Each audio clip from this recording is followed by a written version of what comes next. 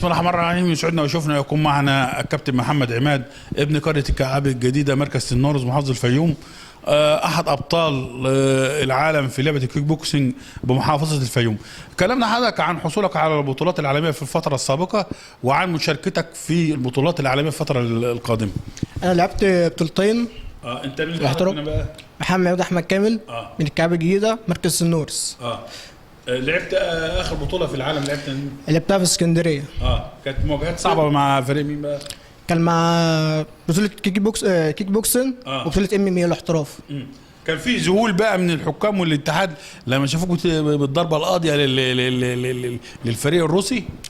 ازاي كان ماتش جامد وكان لاعب جامد، بس الحمد لله ربنا كرمنا وقدرت. عنيد طبعا، اللاعب كان عنيد يعني، بس الحمد لله وقع بالقضيه. كان في ذهول بقى من الموجودين بقى لما لك عملت كده للجمهور كله، الحكام والجمهور اللي كان قاعده، ان انت امكانياتك ضعيفه وقدرت تكسب واحد يعني مصنف عالميا يعني. امكانيات كويسه. كنت بتمرن تمرين جامد كل اسبوع. تمام. وفتره التمرين اتمرناه الحمد لله، نزلنا كان اللعب نعم كان جامد بس ما عملش حاجه معانا. طب مين المشرف هنا على تدريبك هنا في الفريق؟ الكابتن محمد فاضل.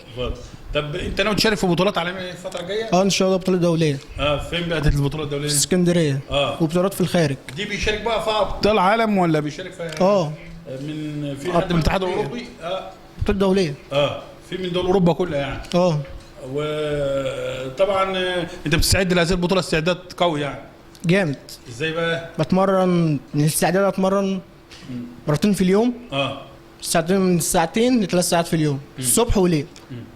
انما انت لاحظت ان في اندهاش من المراقبين للعبه دي من ذهولك ان انت قدرت تكتسح الابطال العالميين ده؟ جامد. ازاي بقى؟ من الماتش كان جامد، وغير كده كمان انا نزلت كان لاعب محترف وكده. مش متوقع ان انت تعمل الحاجه دي طبعا. لا. مش متوقع يعني. فعلا. بس التدريب بقى اهلني لكده وفضل الكابتن محمد فاضل وموجود معانا. الفتره الجايه طموحاتك ان نوصل لبطوله كبيره محدش وصل لها قبل كده.